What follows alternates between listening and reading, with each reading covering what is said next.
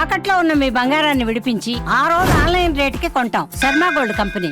నమస్కారం అండి, సుమన్ టీవీకి స్వాగతం. నేను గీతాంజలి. ప్రస్తుతం మనతో పాటు ఉన్నారు వైదిక ఆస్ట్రాలజర్ గోనుగుంట్ల సురేష్ బాబు గురువు గారు. వారితో మాట్లాడి ఈ మార్చి 10 నుంచి గురు అనుగ్రహం అనేది ఒక 3 నెలల పాటు ద్వాదశ రాశుల వారిపైన ఏ విధంగా ఉండబోతుందో గురువు గారి మాటల్లో విని తెలుసుకుందాం. గురుగారు నమస్కారం అండి. గీతాంజలి గారు నమస్కారం అండి.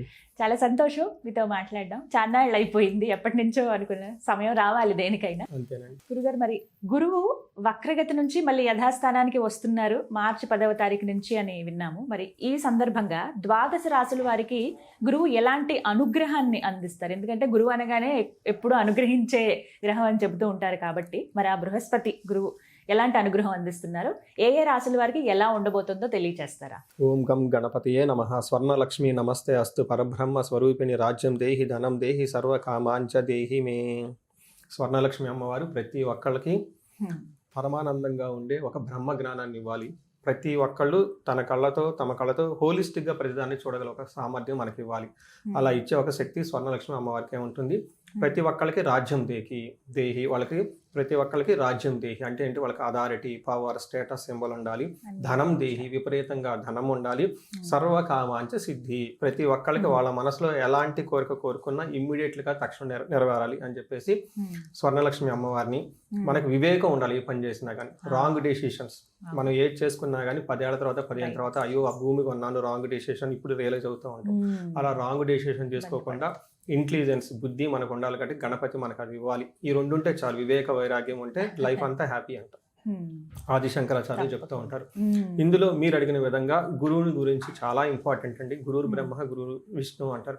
అంటే మనకున్న ఎన్నో జన్మల కర్మల మొత్తాన్ని కరిగించి ప్యూరిఫై చేసి సన్మార్గంలో పెట్టే ఒకే ఒక శక్తి గురువుకు ఉంటుందండి. అందుకనే ఆయనకి బ్రహ్మ విష్ణు కంటే కూడా ఇంకా పెద్ద అని చెప్తూ ఉంటారు అనమాట.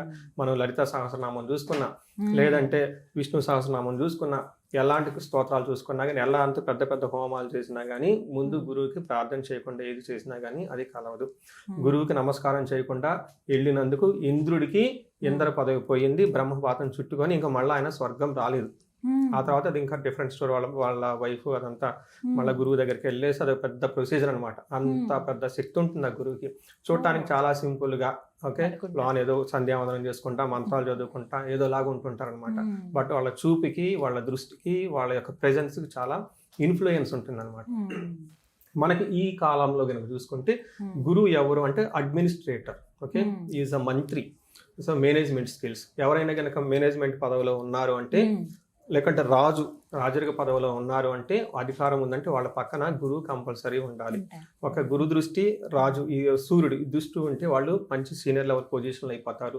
10 మందిని నాయకత్వ లక్షణాలు ఉంటాయి అని చెప్తూ ఉంటారు. ఎప్పుడైతే గురు దృష్టి లేదో, శని దృష్టి ఉందో, వాళ్ళు రాజరికం వచ్చినా కానీ దాన్ని కాపాడుకోలేక కోల్పోతారు అని చెప్పేసి చెప్తూ ఉంటుంది. కొంతమంది పొలిటీషియన్ వాళ్ళు నా దగ్గరికి వస్తుంటారు, ఏమంటే ఇప్పుడు నాకు పదవి వస్తుందా, ఉంటుందా, పోతుందా అని అడుగుతూ ఉంటారు అనమాట. ఈ కాంబినేషన్ మనం చూసేది. సో గురువు ఈజ్ ద వెల్ ప్రొటెక్టర్ అండి. సో మనకి గురువు ఏం చేస్తారు? ఫండమెంటల్ బేసిక్ క్వశ్చన్ చూసుకుంటే ఫస్ట్ ఆయన మనకి ధనాన్ని ఇస్తారండి. చాలా మందికి తెలియదు. మనకి గురువు ద్వారానే మనకి ధనం వస్తుంది. ఎవరైనా కనుక సరిగ్గా ధనం రావట్లేదు అనుకుంటే గురువుని ఇగ్నోర్ చేస్తున్నారు. అందుకని గురు సేవ చేసుకుంటే, శుశ్రూష చేసుకుంటే నిదానంగా ధనం వస్తుంది. తర్వాత సంతానం, తర్వాత జ్ఞానం, తర్వాత ఇలా అన్ని అనమాట. వేదిక నాలెడ్జ్, భక్తి, ఆధ్యాత్మికత, ధర్మచింతన ఇవన్నీ గురువు ద్వారా వస్తూ ఉంటాయి అనమాట. అందుకని ఈ గురువు సరిగా ఉంటే అన్ని సన్మార్గంలో ఉంటుంది. లక్ష్మీదేవి కూడా గురువుని ఫాలో అవుతూ ఉంటుంది అనమాట. ఎందుకంటే ధర్మాన్ని కాపాడతాడు కాబట్టి. ఏది ధర్మం ఏది అధర్మం అని మనకు ఎలా తెలుస్తుంది? ఎవరో ఒకరు చెప్పాలి కదా. ఆ సోర్స్ గురువు అనమాట. అందుకని చెప్పేసి లక్ష్మీదేవి వాళ్ళ అన్నగారు శుక్రాచార్యుడు కూడా గురువే ఆయన. అందుకని చెప్పేసి జ్ఞానము ఎక్కడ ఉంటుందో, ధర్మం ఎక్కడ ఉంటుందో లక్ష్మీదేవి వాళ్ళని ఫాలో అవుతుంటుంది అని చెప్తూ ఉంటారు. సో ఈ సందర్భంగా గురువు మొన్నటిదాకా రివర్స్ వెళ్ళిపోవటంతో దాని యొక్క ఇంపాక్ట్ 12 రాశులకి ఏంటి, ఇప్పుడు మరలా సన్మార్గంలో రుజు మార్గంలో రావడంతో వాళ్ళ యొక్క ఇంపాక్ట్ ఏంటి 12 రాశులకు చూద్దాం. తప్పకుండా. గురుగారు, మరి మిథున రాశి వారి పైన గురు ప్రభావం ఈ మార్చి 10వ తారీఖు నుంచి ఏ విధంగా ఉండబోతుందంటారు? ఈ మిథున రాశి వారికి చాలా చాలా మోస్ట్ ఇంపార్టెంట్ గురువు అండి, అన్ని రాశుల కంటే కూడా. ఎందుకంటే ఈ మిథున రాశిలోనే గురువు ఉన్నారు కాబట్టి. గురువు ఉన్నదే ప్రస్తుతం మిథున రాశిలోనే ఉన్నారు. అందులో పునర్వసు నక్షత్రంలో ఉన్నారు. పునర్వసు నక్షత్రంలో పుట్టిన శ్రీరామచంద్రమూర్తి. అవును. అంటే ఇప్పుడున్న గురువు పొజిషన్కి, పునర్వసు నక్షత్రానికి, శ్రీరామచంద్రమూర్తికి, ఆయన లైఫ్లో జరిగిన ఇన్సిడెంట్స్కి, గురువుకి చాలా చాలా సంబంధం ఉంటుంది. ఎటువంటివండి? ఫస్ట్ శ్రీరామచంద్రమూర్తికి ఇద్దరు గురువులు ఉన్నారు. ఒకళ్ళు వశిష్ఠ మహర్షి, విశ్వామిత్రుడు, ఇద్దరు ఉన్నారు. ఒకళ్ళేమో యుద్ధం ఎలా చేయాలో నేర్పించారు. ఒకళ్ళు రాజ్యాన్ని ఆత్మ జ్ఞానం ద్వారా మనం చేసే పని కొన్ని తరతరాలు ఎలా నిలబడి ఉండాలి అంటే అందరూ పని చేస్తారు. మనం ఈ రోజు చేస్తే రేపు మర్చిపోతారు, మనకి ఎవరు గుర్తుండదు. కానీ కొంతమంది వర్క్ చేస్తే కొన్ని జనరేషన్స్ గుర్తుపెట్టుకుంటారు. ఎలా మనం పని చేస్తే, ఎలా మనం ఈ లైఫ్కి అప్రోచ్ అయితే అలా మనం ఒక దేవుడు లాగా ఉండొచ్చు, ఎలా మనం చాలా దీర్ఘకాలంగా మనం ఉండొచ్చు అని ఒక జ్ఞానాన్ని విశ్వామిత్రుడు ఇస్తారండి. అదే యోగా వశిష్టం అని ఒక బుక్ ఉంటుంది, చాలా చాలా పవర్ఫుల్ బుక్. అందులో 10,000 శ్లోకాలు ఉంటుంది. ఫస్ట్ లో ఈ భగవద్గీత కంటే ముందు అందరూ అదే చదివేవాళ్ళు. 10,000 శ్లోకాలు డైలీ ఒక్కొక్క శ్లోకం గురువు వచ్చి చెప్పేవాళ్ళు. రాజులకి రహస్య జ్ఞానం అది. ఆయన వశిష్ఠ మహర్షి అంటే గురువు అనమాట. ఆ గురువుల నుంచి ఆయన షైన్ అయిపోయాడు. ఆ తర్వాత విశ్వామిత్రుడు ఏ ఆయుధం ఇప్పుడు వాడాలి ఏంటనేది నేర్పారనమాట. ఎందుకు చెప్తున్నామంటే ఎంతమంది గురువులు అంటే అంత గొప్ప వాళ్ళు అయిపోతారు. ఇది ఒక ఎగ్జాంపుల్ మనకి. ఇందులో గురువు వీళ్ళకి పునర్వసు నక్షత్రం ఇందులోనే ఉన్నారు, ఈ మిథున రాశిలోనే ఉన్నారు.